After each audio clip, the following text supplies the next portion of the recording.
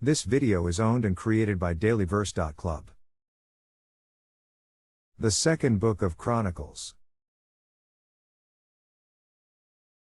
Chapter 32. After these things, and the establishment thereof, Sennacherib king of Assyria came, and entered into Judah, and encamped against the fenced cities, and thought to win them for himself. And when Hezekiah saw that Sennacherib was come, and that he was purposed to fight against Jerusalem, he took counsel with his princes and his mighty men to stop the waters of the fountains which were without the city. And they did help him.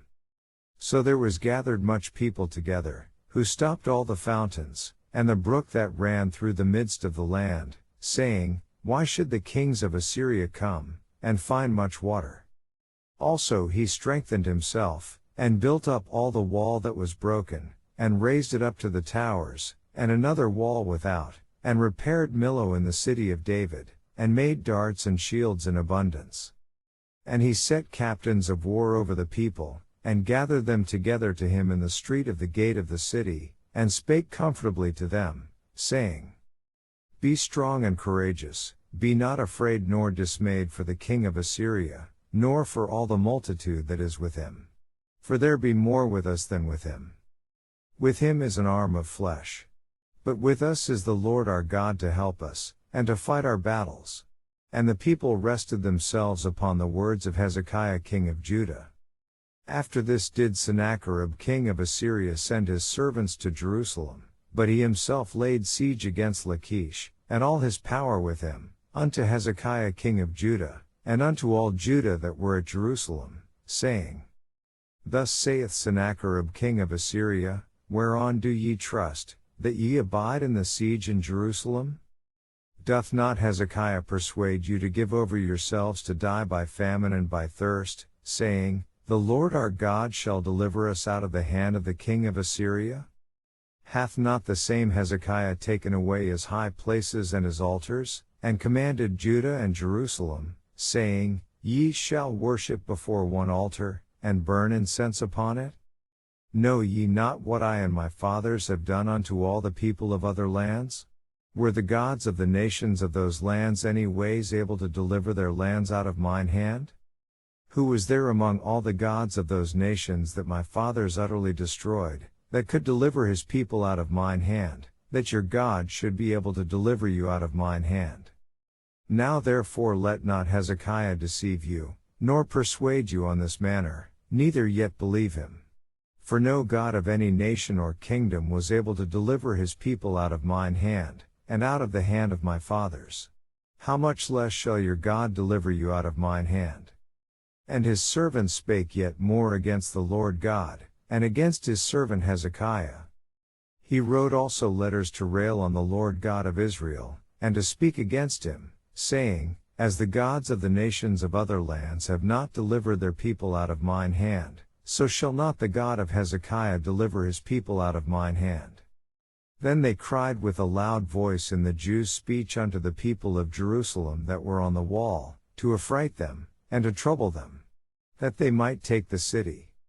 And they spake against the God of Jerusalem, as against the gods of the people of the earth, which were the work of the hands of man. And for this cause Hezekiah the king, and the prophet Isaiah the son of Amoz, prayed and cried to heaven. And the Lord sent an angel, which cut off all the mighty men of valor, and the leaders and captains in the camp of the king of Assyria.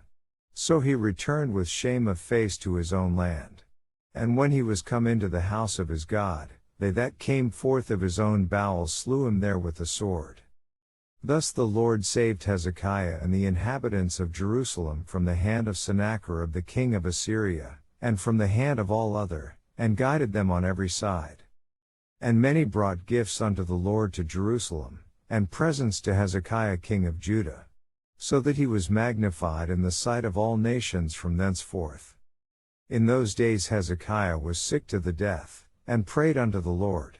And he spake unto him, and he gave him a sign. But Hezekiah rendered not again according to the benefit done unto him. For his heart was lifted up. Therefore there was wrath upon him, and upon Judah and Jerusalem. Notwithstanding Hezekiah humbled himself for the pride of his heart, both he and the inhabitants of Jerusalem, so that the wrath of the Lord came not upon them in the days of Hezekiah. And Hezekiah had exceeding much riches and honor. And he made himself treasuries for silver, and for gold, and for precious stones, and for spices, and for shields, and for all manner of pleasant jewels. Storehouses also for the increase of corn, and wine, and oil. And stalls for all manner of beasts, and coats for flocks. Moreover he provided him cities, and possessions of flocks and herds in abundance. For God had given him substance very much. This same Hezekiah also stopped the upper watercourse of Gihon, and brought it straight down to the west side of the city of David. And Hezekiah prospered in all his works.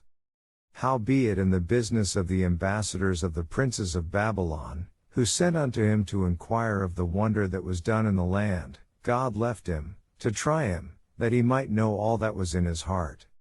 Now the rest of the acts of Hezekiah, and his goodness, behold, they are written in the vision of Isaiah the prophet, the son of Amoz, and in the book of the kings of Judah and Israel. And Hezekiah slept with his fathers, and they buried him in the chiefest of the sepulchres of the sons of David. And all Judah and the inhabitants of Jerusalem did him honor at his death. And Manasseh his son reigned in his stead. This video is part of dailyverse.club. Visit for daily verses or to read the Bible.